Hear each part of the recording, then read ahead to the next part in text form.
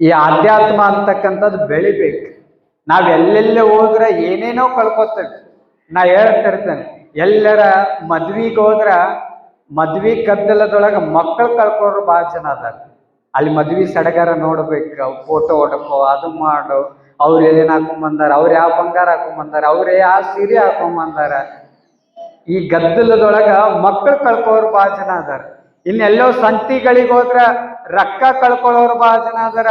ಇನ್ನೆಲ್ಲೋ ಜಾತ್ರೆಗಳಿಗೆ ಹೋದ್ರ ತಮ್ಮನ್ ತಾವ ಕಳ್ಕೊಳ್ಳೋರು ಭಾಳ ಜನ ಅದಾರ.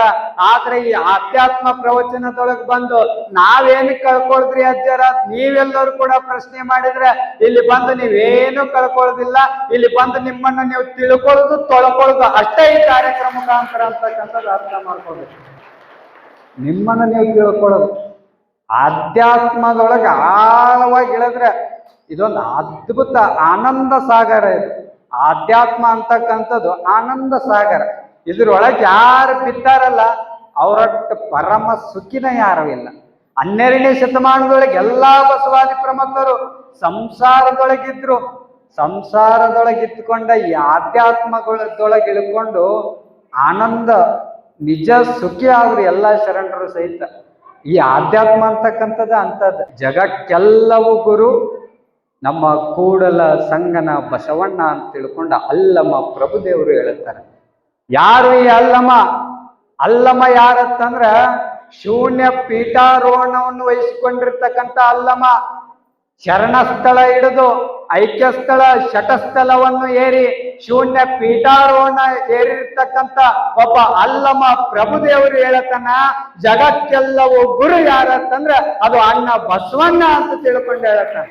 ಸುಮ್ಮನೆ ನಮ್ಮ ಮೇಡಮ್ ಅವ್ರು ಹೇಳಿದ್ರು, ಎಲ್ಲರ ವಚನ ಅಕ್ಕಮಹಾದೇವಿ, ಮಡಿವಾಳ ಮಾಚಿದೇವ, ಎಲ್ಲರ ವಚನ ನೂಲಿ ಚಂದಯ್ಯ, ಎಲ್ಲರ ವಚನದೊಳಗೂ ಗುರು ಅಂದ್ರ ಬಸವಣ್ಣ ಅಂತ ಹೇಳ್ತಾರಲ್ಲ, ನನಗೆ ಕನ್ಫ್ಯೂಸ್ ಹಿಡಿದೈತೆ ಅಂತ ಮೇಡಮ್ ಅವರು ಇದ್ರಾಗ ಐತಿ ಪಾಯಿಂಟ್ ಇದ್ರಾಗ ಐತಿ. ಎಲ್ಲರಿಗೆ ಗುರು, ಈ ಜಗತ್ತಿಗೆ ಗುರು ಅಂತ ತಿಳ್ಕೊಂಡು ಎಲ್ಲ ಶಿವಶರಣರು ಅವ್ರ ಬಗ್ಗೆ ಬಸವಣ್ಣವ್ರ ಬಗ್ಗೆ ಯಾಕೆ ಹೇಳಿದ್ರ ಅಂತಂದ್ರ ಬಸವನೆಂದರೆ ಯಾರು? ಬಸವನೆಂದರೆ ಯಾರು?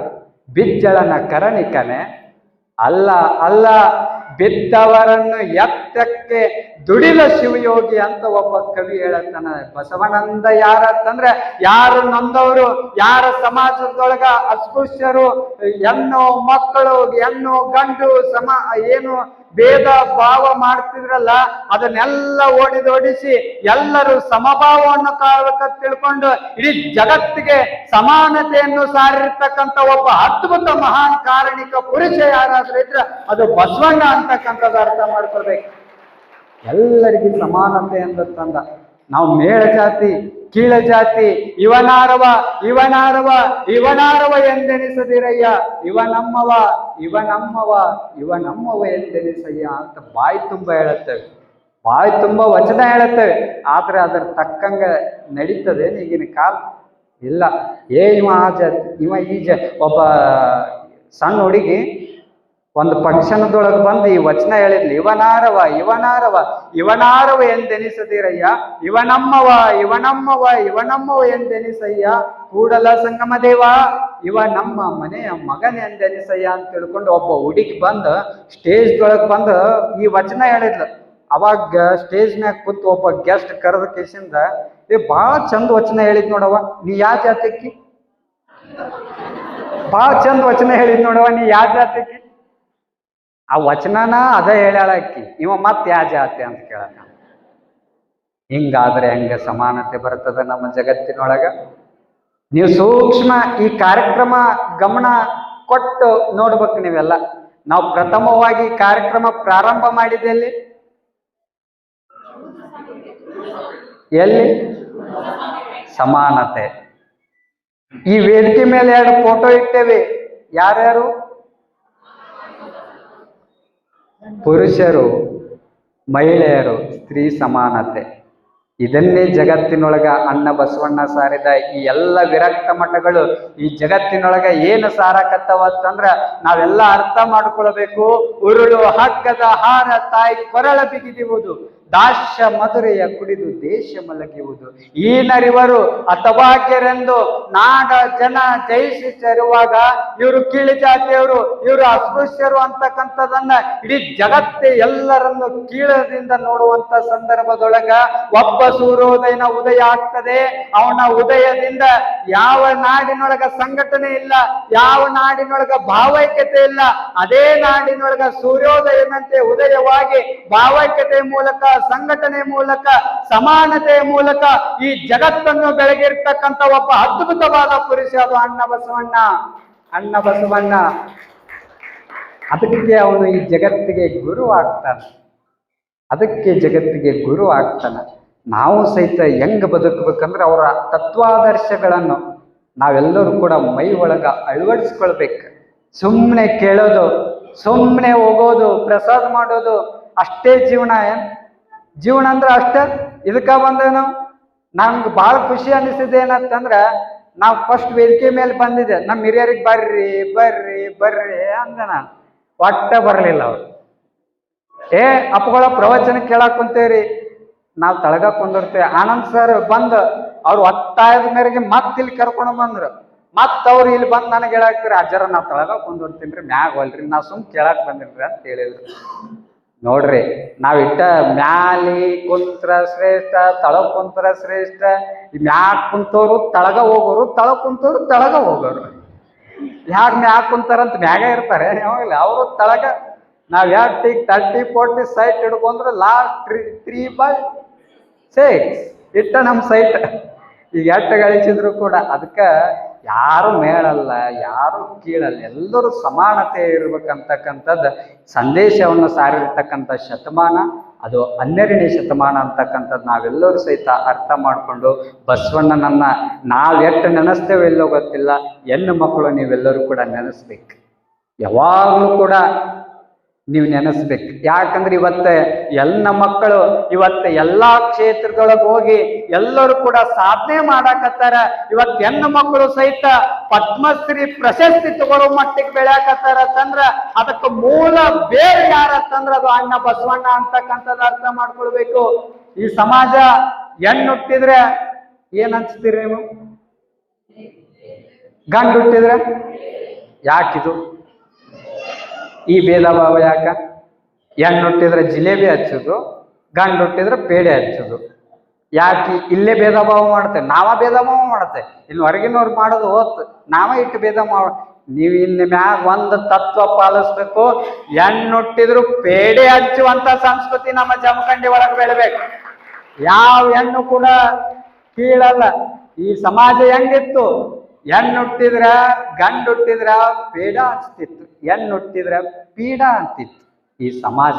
ಅದನ್ನೆಲ್ಲ ಹೋಗಳಾಡಿಸಿ ಹೆಣ್ಣು ಹೆಣ್ಣಲ್ಲ, ಹೆಣ್ಣು ರಕ್ಕಸಿ ಅಲ್ಲ, ಹೆಣ್ಣು ಸಾಕ್ಷಾತ್ ಕಪಿಲ ಸಿದ್ಧ ಮಲ್ಲಿಕಾರ್ಜುನ ಅಂತ ಸಾರಿರ್ತಕ್ಕಂಥ ಸಂದೇಶ ಅದು 12ನೇ ಶತಮಾನ. ಅದಕ್ಕೆ ನಾವೆಲ್ಲರೂ ಕೂಡ ಬಸವಣ್ಣನ ನೆನೆಸ್ಬೇಕು. ಈ ಲಿಂಗಾಯತ ಧರ್ಮವನ್ನು ನಾವೆಲ್ಲರೂ ಕೂಡ ಒಪ್ಪಬೇಕು. ಎಲ್ಲರೂ ಕೂಡ ಲಿಂಗವನ್ನು ಕಟ್ಟಬೇಕು. ಅಂದ್ರೆ ನಾವು ಬಸವಣ್ಣವ್ರಿಗೆ ಗೌರವ ಕೊಟ್ಟಂಗಾಗ್ತದ. ಅವ್ರು ನಮ್ಗೆ ಸಮಾನತೆ ತಂದಿದ್ದಕ್ಕೂ ಕೂಡ ಇವತ್ತಿನ ದಿವಸ ಸಾರ್ಥಕತೆ ಅನಿಸ್ಕೋತದ. ಯಾರ ಕೊಳ್ಳಾಗ ಲಿಂಗದ ಯೋಗ? ಕೈ ಎತ್ತರಿ ನೋಡೋಣ. ಉಳಿಕಿದವ್ರ ಕೊಳ್ಳಾಗಿಲ್ಲ. ಯಾಕಿಲ್ಲ? ಯಾರು ಕಟ್ಟಿಲ್ಲ. ಕಟ್ಟಿರ್ಬೋದು. ಅವು ಯಾವಾಗ ಹೊರಗೆ ಬರ್ತಾವಂತಂದ್ರೆ ಶಿವರಾತ್ರಿಗೊಮ್ಮೆ. ಅವೇ ಈಗ ಕಟ್ಟಿವ್. ಈಗ ಲಿಂಗಕ್ಕೆ ಎಂತ ಗತಿ ಬಂದದ? ಗುಟಕ ಇರುವ ವರ್ಷಕ್ಕೊಮ್ಮೆ ಅಟ್ಟ ಕೈಯಾಗ ಬರುವ. ಹಿಂಗಾದ್ರೆ ಹೆಂಗವ? ಹಿಂಗಾದ್ರೆ ಹೆಂಗ? ಈ ಲಿಂಗವನ್ನು ಯಾಕೆ ಕಟ್ಕೊಳ್ಬೇಕು? ಅಣ್ಣ ಬಸವಣ್ಣನವರು ನಮ್ಮ ಹಸ್ತದೊಳಗ ಯಾಕ ಲಿಂಗವನ್ನು ಕೊಟ್ರಂತಕ್ಕಂಥ ಸತ್ಯ ನೀವೆಲ್ಲರೂ ಕೂಡ ಅರ್ಥ ಮಾಡ್ಕೊಳ್ಬೇಕು. ಈ ಲಿಂಗ ಎಂತದಂದ್ರ ಜಗದಗಲ ಮುಗಿಲಗಲ ಮಿಗೆಯಗಲ ನಿಮ್ಮಗಲ, ಪಾತಾಳದಿಂದ ತತ್ತ ನಿಮ್ಮ ಶ್ರೀಚರಣ, ಬ್ರಹ್ಮಾಂಡದಿಂದ ತತ್ತ ನಿಮ್ಮ ಶ್ರೀ ಮುಕ್ಕುಟ, ಅಗಮ್ಯ ಅಗೋಚರ ಅಪ್ರತಿಮ ಲಿಂಗವೇ ಕೂಡಲ ಸಂಗಮ ದೇವ, ನೀವೆನ್ನ ಕರಸ್ಥಳಕ್ಕೆ ಬಂದು ಚುಳುಕಾದಿರಯ್ಯ. ಈ ಲಿಂಗದ ಮಹಿಮೆ ಅಂತದಂದ್ರ ಈ ಲಿಂಗ ಹಸ್ತದೊಳಗೆ ಏನೈತಲ್ಲ ಇದು ಅಂತಿಂತ ಲಿಂಗ ಅಂತ ನೀವ್ ಯಾರು ಕೂಡ ಭಾವಿಸ್ಕೊಳ್ಬಾರ್ದು. ಇದರ ಸ್ವರೂಪ ಎಂತದಂದ್ರ ನಾವು ದೇವ್ರ ಅದಾನ ಅಂತ ನಂಬುತ್ತೇವೆ. ದೇವ್ರು ಎಲ್ಲದಾನ? ಎಲ್ಲದಾನ? ಈ ಗಾಳಿ ಒಳಗ ಅದಾನ ಅಂತ ಹೇಳತ್ತೇವಿ, ಮಣ್ಣಿನೊಳಗ ಅದಾನ ಅಂತ ಹೇಳತ್ತೇವಿ, ನೀರಿನೊಳಗ ಅದಾನ ಅಂತ ಹೇಳತ್ತೇವಿ, ಪಂಚ ಮಹಾಭೂತದೊಳಗ ಆ ಭಗವಂತ ಅದಾನ ಅಂತ ಹೇಳತ್ತೇವಿ. ಅವನು ಮುಟ್ಟಾಕೇನ್ರ ಸಾಧ್ಯ ಐತಿ ನಮಗೆ? ಹಿಡ್ಯಾಕ್ ಬರುತ್ತ? ಹಿಡ್ಯಾಕ್ ಬರಂಗಿಲ್ಲ. ಅವ ಎಷ್ಟ್ ಅಗಲದ ಅಂತಂದ್ರ ಈ ಭೂಮಿ ಎಷ್ಟ್ ಅಗಲದಲ್ಲ, ಈ ಆಕಾಶ ಎಷ್ಟ್ ಅಗಲದಲ್ಲ, ಅದಕ್ಕಿಂತ ಅಗಲ ಭಗವಂತ ಅದಾನ. ಅವನ ಕಾಲ್ ಎಲ್ಲಿದಾವತ್ತಂದ್ರ ಪಾತಾಳದೊಳಗ, ಪಾತಾಳ ಎಷ್ಟ್ ಒಳಗದಲ್ಲ ಅದಕ್ಕಿಂತ ಒಳಗ ಭಗವಂತನ ಕಾಲದವು. ಅವನ ಮುಕುಟ, ಅವನ ಮುಖ ಎಲ್ಲೈತಂದ್ರ ಬ್ರಹ್ಮಾಂಡದಿಂದ ತತ್ತ.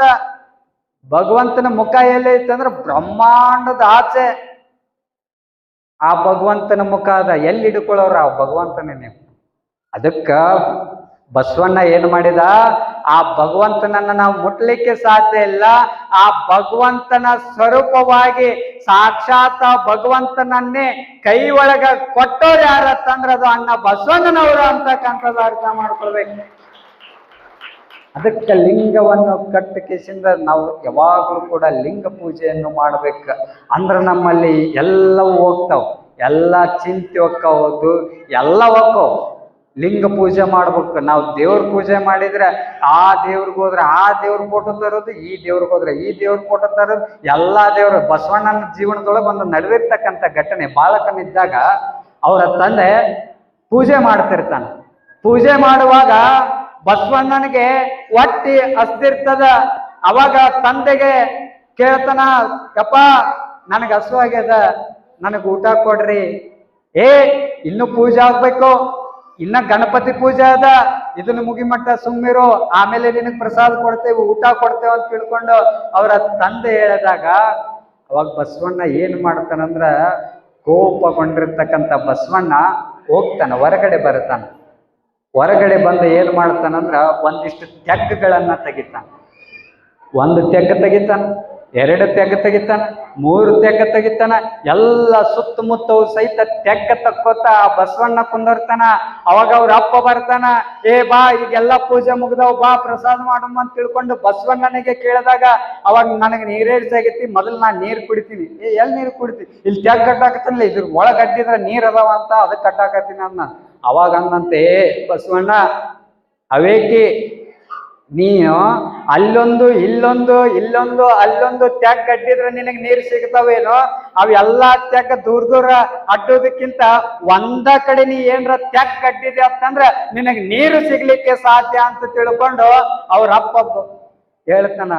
ಅವ್ರ ಅಪ್ಪ ಹೇಳದಾಗ ಅವಾಗ ಬಸವಣ್ಣ ಹೇಳತ್ತಾನಂತ, ಸಣ್ಣವಿದ್ದಾಗ ಬಸವಣ್ಣ ಎಂತ ಅದ್ಭುತವಾದ ಕ್ರಾಂತಿ ಮಾಡಿದ್ನಂತಂದ್ರ ಅವ್ರ ತಂದೆಗೆ ಎಂತ ಬುದ್ಧಿವಾದ ಹೇಳಿದ್ನಂತಂದ್ರ, ನೀ ನನಗ್ ಬುದ್ಧಿವಾದ ಹೇಳತ್ತಿ, ಅಲ್ಲೊಂದ್ ತೆಗ್ ತೆಗದ್ರೆ ಇಲ್ಲೊಂದ್ ತೆಗ್ ತೆಗದ್ರೆ ನೀರ್ ಸಿಗಲ್ಲ, ಒಂದ ಕಡೆ ತೆಗ್ ತೆಗದ್ರೆ ನೀರ್ ಸಿಗ್ತದಂತ ನೀ ನನಗ್ ಹೇಳತ್ತಿಯಲ್ಲ. ನೀ 100 ದೇವ್ರ ಪೂಜೆ ಮಾಡಿದ್ರೆ ದೇವ್ರ ನಿನಗೆ ಎಲ್ಲಿ ಹೋಗ್ಬೇಕು? ಏಕ ದೇವೋಪಾಸನೆ, ಒಬ್ಬನ ದೇವನ ನೀ ಪೂಜೆ ಮಾಡು, ನಿನಗ್ ದೇವ್ರ ಹೊಲಿತಾನ ಅಂತ ಹೇಳ್ಕೊಂಡು ಬಸವಣ್ಣ ಸಣ್ಣವಿದ್ದಾಗ ಅವ್ರ ತಂದೆಗೆ ಹೇಳಿದ. ನಾವು ಇತಿಹಾಸದೊಳಗೆ ಓದ್ತೇವೆ, ಬಸವ ಪುರಾಣದೊಳಗೆ. ಅದಕ್ಕೆ ನಾವು ಏಕದೇವೋಪಾಸನೆಯನ್ನು ಮಾಡ್ಬೇಕು. ನಾವ್ ದೇವ್ರ ಪೂಜೆ ಮಾಡಬೇಡ್ರಿ, ನಿಮ್ಗೆ ವಿರೋಧ ಮಾಡಕತ್ತಿಲ್ಲ, ಮಾಡ್ರಿ. ಆದರೆ ಏಕದೇವೋಪಾಸನೆಯನ್ನು ನಾವೆಲ್ಲರೂ ಒಬ್ಬರ ದೇವ್, ನೀ ಇನ್ನೊಬ್ಬರ ದೇವ್ರು, ಎಲ್ಲ ದೇವ್ರು, ಆ ದೇವ್ರು ಮಾಡಾಕತ್ತಾನ, ನಾ ಯಾಕೆ ಇವನಿಗೆ ಹೊರ ಕೊಡಂಬಿಡ, ಇನ್ನೊಬ್ಬ ದೇವ್ರ ಅಂತಾನ. ಒಬ್ಬನ ದೇವ್ರ, ಇವ ನನ್ನ ನಂಬ್ಯಾನ, ಇವನಿಗೆ ನಾನಾ ಹೊರ ಕೊಡ್ಬೇಕಂತ ತಿಳ್ಕೊಂಡ ಬಸವಣ್ಣ ಭಗವಂತ ಆಶೀರ್ವಾದ ಮಾಡಿ 100 ದೇವ್ರು ಮಾಡಿದ್ರೆ ಎಲ್ಲಿ ಹೊಲಿಬೇಕು ನಮಗ? ಅದಕ್ಕ ಇದ ನಮ್ಮ ಬಸವ ತತ್ವ, ಲಿಂಗಾಯತ ಧರ್ಮ ಕಲಿಸೋದೇನಂತಂದ್ರ ಇದ ಕಲಿಸ್ತದ ನಮಗ. ಅದರ ಸಲುವಾಗಿ ಚಂದ ಎಲ್ಲರೂ ಕೂಡ ಈ ಜಮಖಂಡಿ ಒಳಗ ಯಾವಾಗ್ಲೂ ಕೂಡ ಮುಂದಿನ ಪೀಳಿಗೆಗೆ ನೀವ್ ಏನು ಕೊಡೋದಂದ್ರ, ನೀವು ಗಳಿಸಿರ್ತಕ್ಕಂಥ ಆಸ್ತಿ, ನಿಮ್ಮ ಮಕ್ಕಳಿಗೆ ಗಳಿಸಿರ್ತಕ್ಕಂಥ ಆಸ್ತಿ ಕೊಡ್ಬೋದು. ಆ ಆಸ್ತಿ ಒಂದಲ್ಲ ಒಂದು ದಿನ ಮಗ ಮಾರಿ ಕೇಸಿಂದ ಹಾಳಾಗ್ತಿರ್ಬೋದಲ್ಲ ಮುಂದ. ಹಾಳಾಗ್ತಿರ್ಬೋದು. ಗಳಿಸಿರ್ತಕ್ಕಂಥ ಆಸ್ತಿ ಕೊಟ್ಟ ಮೇಲೆ ನೀವು ಗಳಿಸಿರ್ತಕ್ಕಂಥದ್ದು ಏನೇ ಕೊಡ್ರಿ, ಮನಿ ಕೊಡ್ರಿ, ಕಾರ್ ಕೊಡ್ರಿ, ಮಕ್ಕಳಿಗೆ ಕೊಟ್ಟೋರಿ, ಮುಂದಿನ ಪೀಳಿಗೆಗೆ ಅದು ಎಲ್ಲವೂ ನಾಶವಾಗುವಂತ ಪರಿಸ್ಥಿತಿ ಬಂದ್ರು ಬರಬಹುದು. ಆದ್ರೆ ನೀವು ಮಕ್ಕಳಿಗೆ, ಮುಂದಿನ ಪೀಳಿಗೆಗೆ ನೀವು ಆಧ್ಯಾತ್ಮ ಸಂಸ್ಕಾರ ಕೊಟ್ರ ಆ ಮಕ್ಕಳು ಎಂದೂ ಕೂಡ ನಾಶವಾಗಲು ಸಾಧ್ಯ ಇಲ್ಲ ಅಂತಕ್ಕಂಥ ಸತ್ಯವನ್ನ ನಾವೆಲ್ಲರೂ ಸಹಿತ ಅರ್ಥ ಮಾಡಿಕೊಂಡು ಚಂದ ನಿಮ್ಮ ಮಕ್ಕಳಿಗೆ ಒಳ್ಳೆ ಸಂಸ್ಕಾರ ಕೊಡ್ರಿ. ನೀವು ಜಾಸ್ತಿ ಜನಸಂಖ್ಯೆ ಒಳಗೆ ಎಲ್ಲ ತಾಯಂದಿರು ಹಿರಿಯರು ಇದ್ದೀರ. ಯಾರು ಇಲ್ಲಿ ಸಣ್ಣ ಮಕ್ಕಳು, ನಮ್ಮ ಆನಂದ್ ಸರ್ ಹೇಳಿದಂಗ ಇಲ್ಲಿ ಯಾರು 50ಕ್ಕಿಂತ ಕೆಳಗಿರೋರು ಭಾಳ ಜನ ಕಡಿಮೆ ಅದಾರ. 50ಕ್ಕಿಂತ ಮ್ಯಾಗಿರೋರು ಯಾರು 50-60 ವಯಸ್ಸಿನವ್ರ ಕಣ್ಣಂಗೆ ಕಾಣಕತ್ತಿಲ್ಲ. ನನಗೆ ಯಾವ ಬದುಕ್ರಿ, ನಮ್ಗೆಲ್ಲ ಮೂಲ ಒಬ್ಬನೇ. ನಾವು ಎಲ್ಲ ಜಾತಿ ಧರ್ಮಕ್ಕೆ ಒಂದೊಂದು ಗುರುಗಳನ್ನ ದೇವ್ರನ್ನ ಮಾಡ್ಕೊಂಡ್ರೆ ನಮಗೆ ಮೂಲ ಒಬ್ಬನೇ ದೇವ್ರ ಅದನ್ನ. ಒಬ್ಬ ಹೋದ ಧಾರವಾಡದ ನಮ್ಮ ದಾವಣಗೆರೆ ಒಳಗ ಏನ್ ಫೇಮಸ್ ರೀ? ಬೆಣ್ಣೆ ದೋಸೆ. ಒಬ್ಬ ಹೋದ ಬೆಣ್ಣೆ ದೋಸೆ ತಿನ್ಬೇಕಂತ ಹೋದ, ಹೋಟೆಲ್ಗೆ ಹೋದ. ನಾವೇನು ಬೆಣ್ಣಿ ಇಲ್ಲಿ ಏನ್ ಮಾಡಿರ್ತೇವಲ್ಲ ಇದನ್ನ ತಗೊಂಡೋಗಿ ದಾವಣಗೆರೆ ಒಳಗೆ ಬೆಣ್ಣೆ ದೋಸೆ ಅಂತ ಮಾಡ್ತಾರೆ. ಆ ಬೆಣ್ಣೆ ದೋಸೆ ತಿನ್ಬೇಕಂತ ಹೋದ. ತಿನ್ನಾಕ್ ಹೋದಾಗ ಅಲ್ಲಿ ಒಬ್ಬ ಮುದುಕಿ ತಳಗಡೆ ಬೀಳುತ್ತಾಳ. ಬಿದ್ದಾಗ ಏನ್ ಮಾಡ್ತಾರಂತಂದ್ರ ಅಲ್ಲಿ ಒಂದು ಟ್ಯಾಂಕೆ ಇರ್ತದ. ಒಂದ್ ಕಡೆ ಒಂದು ನಳ ಏನಂತ ಇರ್ತದಂದ್ರೆ ಇದು ಕುಡಿಯುವ ನೀರು ಅಂತ ಅಲ್ಲಿ ಬರ್ದಿರ್ತಾರೆ. ಇನ್ನೊಂದು ಕಡೆ ಏನು ಬರ್ದಿರ್ತಾರೆ ಅಂದ್ರೆ ಕೈ ತೊಳೆಯುವ ನೀರು ಅಂತ ಇನ್ನೊಂದು ನಳದಾಗ ಬರ್ದಿರ್ತಾರೆ. ಅವಾಗ ಒಂದು ಮುದುಕಿ ಬಿದ್ದಾಗ ಯಾರು ಎದ್ದೋಗಿ ಆ ಮುದುಕಿಗೆ ನೀರು ಕೊಡಂಗಿಲ್ಲ. ಇವ ಪಟ್ಟಣಂಗ ಅಲ್ಲಿ ಕೆಲಸ ಮಾಡುವಂತ ಒಬ್ಬ ಹುಡುಗ ಹೋಗಿ ಕೇಸಿಂದ ಕೈ ತೊಳೆಯುವ ನೀರು ಅಂತ ಬರ್ದಿತ್ತಲ್ಲ ಆ ನೀರು ತಗೊಂಡು ಹೋಗಿ ಮುದುಕಿ ಕೊಟ್ಟನಂತ. ಅವಾಗ ಮುದುಕಿ ಕೊಟ್ಟಾಗ ಒಬ್ಬ PhD ಮಾಡಿದವ ಬೆಣ್ಣೆ ದೋಸೆ ತಿನ್ನಾಕ್ ಹೋದವ್ ಕೇಳಿದಂತ, ಅಲ್ಲೋ ನೀನ್ ಅಕ್ಷರ ಕಲಿತೇ ಇಲ್ಲ, ನಿನಗ್ ಬುದ್ಧಿ ರೈತೆ ಇಲ್ಲ, ಜ್ಞಾನ ರೈತೆ ಇಲ್ಲ, ಕೈ ತೊಳೆಯುವಂತ ನೀರಂತಿಲ್ಲಿ ಬರ್ದದ, ಆ ನೀರ್ ತಗೊಂಡೋಗಿ ಆ ಮುದುಕಿ ಕೊಡ್ತಿಯಲ್ಲ, ನಿನಗ್ ಬುದ್ಧಿ ರೈತೆ ಇಲ್ಲ, ಇಲ್ಲಿ ಕುಡಿ ನೀರು ಅಂತ ಬರ್ದದ, ಅದನ್ನ ಕೊಡ್ಬೇಕಿಲ್ಲ ಅಂತ ಕೇಳಿದಾಗ ಅವಾಗ ಆ ಹುಡುಗ ಹೇಳಿದ್ನಂತ, ಏ ಮಲಕ, ನೀ ಏನ್ ಬೆಣ್ಣೆ ದೋಸೆ ತಿನ್ನಾಕ್ ಬಂದಿಯಲ್ಲ, ನೀ ಕಸ್ಟಮರ್ ಆಗಿ ಬಂದಿ. ನಾ ಈ ಹೋಟೆಲ್ದಾಗ ಕೆಲಸ ಮಾಡುವಂತ ಹುಡುಗದೇನಿ, ಕೆಲಸ ಮಾಡುವಂಥದ್ದೇನಿ. ಇಲ್ಲಿ ಏನು ಕೈ ತೊಳೆಯುವ ನೀರು ಮತ್ತ ಏನು ಕುಡಿಯುವ ನೀರು ಅಂತ ಏನು ಬರ್ತಾರಲ್ಲ, ಇವು ನಳಗಳು ಬೇರೆ ಅದಾವ, ಮ್ಯಾಲ್ ಸಿಂಟ್ಯಾಕ್ಸ್ ಒಂದ ನೀರು ಐತೆ ಅನ್ನಂತ. ಸಿಂಟ್ಯಾಕ್ಸ್ ಒಂದ ಅದ, ಆದ್ರೆ ಇಲ್ಲಿ ನಳಗಳು ಬರ್ದಿದ್ದು ಚೇಂಜ್ ಮಾಡ್ಯಾರ. ಅದಕ್ಕೆ ನಮ್ಮ ಇಲ್ಲಿ ನಳಗಳ ಚೇಂಜ್ ಅದಾವ. ಒಂದೊಂದು ಧರ್ಮಕ್ಕೆ ಒಂದೊಂದು ದೇವ್ರ ಅಂತ ಮಾಡ್ಕೊಂಡೇವಲ್ಲ, ಇವು ನಳಗಳ ಚೇಂಜ್ ಅದಾವ. ಆದ್ರ ಮೂಲ ಟ್ಯಾಂಕೆ ಭಗವಂತ ಒಬ್ಬನೇ ಅದಾನ ಅಂತಕ್ಕಂಥ ಸತ್ಯ ಅರ್ಥ ಮಾಡ್ಕೊಳ್ಬೇಕು. ಹೌದಿಲ್ರಿ ರವಿ ಸರ್? ಅದಕ್ಕೆ ಎಲ್ಲರೂ ಕೂಡ ಭಗವಂತ ಈ ಜಗತ್ತಿಗೆ ಸೃಷ್ಟಿಕರ್ತ ಒಬ್ಬನೇ ಅದಾನ. ಆ ಭಗವಂತನ ನಿತ್ಯ ಸ್ಮರಣೆ ಒಳಗ ಬರೀ ಶ್ರಾವಣ ಮಾಸದೊಳಗ ಅಟ್ಟ ನಾವು ಕೇಳೋದಲ್ಲ, ಎಲ್ಲ ನಿತ್ಯ, ಇದು ನಿತ್ಯ ಪಾಠವಾಗ್ಬೇಕಿದು. ನೀವು ನಿತ್ಯವೂ ಸಹಿತ. ಅದಕ್ಕೆ ನನ್ನೊಂದು ಕನಸು ಏನತ್ತಂದ್ರೆ, ನಂದು ಈ ಜಮಖಂಡಿ ಒಳಗೆ ಏನು ಕನಸತ್ತಂದ್ರ, ನಾವು ಹೋಗಿ ಓಲೆ ಮಠದೊಳಗೆ ಕುಂತ ಕೇಸಿಂದ ದೊಡ್ಡ ಮಠ ನಮ್ಮ ಅಜ್ಜರ್ ಕಟ್ಟ್ಯಾರ, ಇನ್ನೊಂದು ಅಂತಸ್ತು ಮಠ ಕಟ್ಟಬೇಕು, ಮುಂದೆ ಚಲೋ ಕಂಪೌಂಡ್ ಕಟ್ಟಬೇಕು, ಚಲೋ ಇನ್ಕಮ್ ಬರಂಗ ಭಾರಿ ಮಾಡ್ಬೇಕಂತಕ್ಕಂಥದ್ ಕನಸ ಒತ್ಕೊಂಡು ನಾವು ಓಲೆ ಮಠಕ್ಕೆ ಬಂದಿಲ್ಲ. ನನ್ನ ಕನಸು ಏನಂತಂದ್ರೆ, ಈ ಜಮಖಂಡಿ ಒಳಗೆ ಎಷ್ಟು ಓಣಿಗಳದ ಅಲ್ಲ, ಎಲ್ಲಾ ಓಣಿ ಒಳಗೂ ಸಹಿತ ವಾರದಾಗ ಒಂದಿನ ಆದ್ರೂ ಸಹಿತ ಸತ್ಸಂಗ ಕಾರ್ಯಕ್ರಮ ನಡಿಬೇಕು. ಬರೀ ಆಧ್ಯಾತ್ಮದ ಚಳವಳಿಯನ್ನೇ ನಡಿಬೇಕಿಲ್ಲ ಜಮಖಂಡಿ ಒಳಗೆ. ಅದಕ್ಕೆ ಎಷ್ಟ ಕಷ್ಟ ಬರಲ್ಯಾಕ, ಎಷ್ಟ ನೋವು ಬರಲ್ಯಾಕ, ಜನ ನನಗೆ ಎಷ್ಟ ಕಷ್ಟ ಕೊಡಲ್ಯಾಕ, ಏನು ಪಣ ತೊಟ್ಟಿನೆಲ್ಲ ಎಂದೂ ಬಿಡಂಗಿಲ್ಲ. ಏನು ಕಷ್ಟ 4 ಮಂದಿ ಬರಲ್ಯಾಕ ನಾನೇನು ನಾವು ಬಿಡಂಗಿಲ್ಲ. ವಾಟ್ ನನಗೆ ಕೆಲಸ ಏನು ಕೊಟ್ರಿ ನೀವೆಲ್ಲ ಹಿರಿಯರ ಅಂತಂದ್ರೆ, ಆಲ್ಮೋಸ್ಟ್ ಆಲ್ ನಮ್ಮ ಮಠದ ಹಿರಿಯರೆಲ್ಲ ಅರಳಿ ಕಟ್ಟ್ಯಾಗ ಅದಿರಿ, ನೀವು ಎಲ್ಲ ಓಣಿ ಹಿರಿಯರ್ ಅದಿರಿ. ನೀವೇನು ಜವಾಬ್ದಾರಿ ನನಗ ಕೊಟ್ಟಿರಿ ಅಂತಂದ್ರ, ನೀ ಏನು ಮಾಡ್ಬೇಕಂದ್ರ, ಸ್ವಾಮಿ ನೀ ಮಠದಾಗ ಸಿಂಹಾಸನದೊಳಗೆ ಕುಂದ್ರುವಂತ ಸ್ವಾಮಿ ಆಗ್ಬೇಡ, ಈ ಸಮಾಜದೊಳಗ ಸೇವಾ ಮಾಡುವಂತ ಸ್ವಾಮಿ ನೀನ್ ಆಗಂತ ತಿಳ್ಕೊಂಡು ಸಮಾಜ ಸೇವಾ ಶಿಕ್ಷೆಯನ್ನು ನೀವೆಲ್ಲರೂ ಸಹಿತ ನನಗ ಕೈ ಒಳಗೆ ಕೊಟ್ರಿ. ಅದನ್ನ ಪ್ರಾಮಾಣಿಕತೆಯಿಂದ ಸೇವೆ ಮಾಡುವಂಥದ್ದನ್ನ ನಾನು ಮಾಡ್ತಾ ಇರ್ತೇನೆ. ನಾ ಯಾವಾಗ್ಲೂ ಹೇಳ್ತಾ ಇರ್ತೇನೆ, ನಮ್ಮ ಮಠಕ್ಕ ಏನು ತರಕ್ ಹೋಗ್ಬೇಡ್ರಿ. ಯಾವ ಜಾತಿ, ಯಾವ ಮತ, ಯಾವ ಪಕ್ಷ ಯಾವುದು ಕೂಡ ಸಂಬಂಧ ಇಲ್ಲ. ಯಾರ ಭಕ್ತಿಯನ್ನು ಇಟ್ಕೊಂಡು ನಮಗ ಒಂದ ಪಕ್ಷ ಸಂಬಂಧ. ನಮಗ BJP ಅವರು ಬಂದ್ರು ಅಟ್ಟ, ನಮ್ಮ ಕಾಂಗ್ರೆಸ್ ಸರ್ ಬಂದ್ರು ಅಷ್ಟ ಎಲ್ಲರೂ ಸಮಾನ್ರಿ. ಯಾವ ಪಕ್ಷದವ್ರು ನಾನ್ ನಂಬುತ್ತೀನಿ ಅಂತಂದ್ರೆ, ಯಾವ ಪಕ್ಷದವ್ರು ನನಗ್ ಬೇಕಂದ್ರೆ ಯಾರ ಹೃದಯದೊಳಗ ಭಕ್ತಿ ಪಕ್ಷ ಇಟ್ಕೊಂಡ್ ಬಂದಿರ್ತಾರಲ್ಲ ಅವ್ರ ಅಟ್ಟ ನಮ್ಮ ಮಠಕ್ಕೆ ಸಮಾನ ಅಂತವ್ರನ್ನ ಅಟ್ಟ ಅಂದ್ರ ಈ ಮಠ ಬೆಳೀತದೆ. ಒಮ್ಮೆ ಏನಾಗ್ತ ಹೋತಂದ್ರ ನಮ್ಮ ಮಕ್ಕಳ ಕಿಲಿ ವೇದಿಕೆ ಮೇಲೆ ಕುಂತಿರುತ್ತೆ. ಇವತ್ತು ಆನಂದ್ ಸರ್ ಬಂದಾರ ಅಂತ ತಿಳ್ಕೋರಿ, ಇನ್ನ ಇಲ್ಲಿ ಯಾರು ಅಂದಿಲ್ಲ, ನಾ ಇಲ್ಲಿ ಬಗ್ಗೆ ಏನು ಮಾತಾಡಲ್ಲ. ಇಲ್ಲಿ ಜಮಖಂಡ್ಯಾಗ ಅಂತವ್ರು ಎಲ್ಲಿ ಸಿಗಂಗಿಲ್ಲ. ನಾನು ಭಾಳ ಒಳ್ಳೆ ಭಕ್ತಿ. ಇಲ್ಲಿದ್ ಏನ್ ಹೇಳ, ನಾ ಪೂರ್ವಾಶ್ರಮ, ನಾ ಅಲ್ಲಿ ಮೊದಲು ಏನ್ ಕಾರ್ಯಕ್ರಮ ಮಾಡ್ತಿದ್ನಲ್ಲ ಒಮ್ಮೆ ವೇದಿಕೆ ಕುಂತಿದ್ದೆ. ನನ್ನ ಮಕ್ಕಳಿಗೆ ಯಾರು ಬಂದ್ರು, ಒಬ್ಬರು ಕಾಂಗ್ರೆಸ್ ಪಕ್ಷದವ್ರು ಬಂದು ಕೂತ್ರು. ಬಂದು ಕೂತಾಗ ಎಲ್ಲ ಕಡೆ ಏನಪ್ಪ ಪ್ರಚಾರ ಮಾಡ, ಈ ಸ್ವಾಮಿ ಕಾಂಗ್ರೆಸ್ ಪಕ್ಷದವ್ ಇದ್ದಿರ್ಬೇಕು, ಇವನ ಮಕ್ಕಳು ಕಾಂಗ್ರೆಸ್ದವ್ರು ಕುಂತಾರೆ, ಇವ ಕಾಂಗ್ರೆಸ್ಗೆ ಸಪೋರ್ಟ್ ಮಾಡ್ತಿರ್ಬೋದು ಒಳಗಿಂದೊಳಗ ಅಂತ ಸುದ್ದಿ ಮಾಡಿದ್ರು. ನಾ ಪ್ರಶ್ನೆ ಕೇಳ್ತೀನಿ, ನಾವೇನು ವೇದಿಕೆ ಮೇಲೆ ಕುಂತಿರ್ತೇವಲ್ಲ, ಏನ್ರ ಅನ್ನಿ ಮ್ಯಾಗ ಒಂದು ಬೋರ್ಡ್ ಹಾಕೋತೇವ ನಾವು, ಇಲ್ಲಿ ಕಾಂಗ್ರೆಸ್ದವ್ರ ಬಂದು ಕುಂದ್ರಿ, ಇಲ್ಲಿ BJP ಅವರ ಬಂದ್ರ ಯಾರು ಬರಾಕ್ ಹೋಗ್ಬೇಡ್ರಿ ಅಂತ ತಿಳ್ಕೊಂಡು ಏನ್ರ ಬೋರ್ಡ್ ಹಾಕೊಂಡು ಕೂತಿರ್ತೇವ. ನಮಗೆಲ್ಲಾ ಪಕ್ಷದವರು ಸಹಿತ ಸಮಾನರ, ಎಲ್ಲರೂ ಬೇಕು ನಮ್ಮ ಮಠಕ್ಕೆ. ಎಲ್ಲರೂ ಒಂದ ಕೈಲೇ ಚಪ್ಪಾಳೆ ತಟ್ಟಲಿಕ್ಕೆ ಸಾಧ್ಯ ಇಲ್ಲ. ಎಲ್ಲ ಕೈಗಳ ಜೋಡಿಸಿದಾಗ ಮಾತ್ರ ಈ ಆಧ್ಯಾತ್ಮ ಅಂತಕ್ಕಂಥ ಚಪ್ಪಾಳೆಯ ಸೌಂಡ್ ಇಡೀ ಕರ್ನಾಟಕದಾದ್ಯಂತ ಬೆಳೀತದ ಅಂತಕ್ಕಂಥದ್ದು ಅರ್ಥ ಮಾಡ್ಕೋಬೇಕು. ಹಂಗ ನೀವೆಲ್ಲರೂ ಕೂಡ ಬಹಳ ಪ್ರೋತ್ಸಾಹ ಕೊಡ್ತಾ ಇದ್ದೀರಾ. ನಮ್ಮ ಇವತ್ತಿನ ಈ ವೇದಿಕೆ ಬಹಳ ಇಷ್ಟ ಆಯ್ತು ನನಗೆ. ಇವತ್ತು ಇಟ್ಟು ವೈಭವಪೂರ್ವಕವಾಗಿ ಕಾರ್ಯಕ್ರಮ ಆಗ್ತಿತ್ತು ಇಲ್ಲೋ ಅಂತ ತಿಳ್ಕೊಂಡ ನನಗನ್ಸಿತ್ತು. ಆದ್ರೆ ನೀವೆಲ್ಲ ಹಿರಿಯರು ಎಲ್ಲರೂ ಒಗ್ಗಟ್ಟಾಕೇಸಿಂದ ಪ್ರಸಾದ ಮಾಡಿಕೇಸಿಂದ ಈ ಕಾರ್ಯಕ್ರಮವನ್ನು ನೀವು ಯಶಸ್ವಿ, ಮೊನ್ನೆ ಹೋಳಿಗೆನೂ ಭಾಳ ಚಂದ ಮಾಡಿಸಿದ್ರಿ.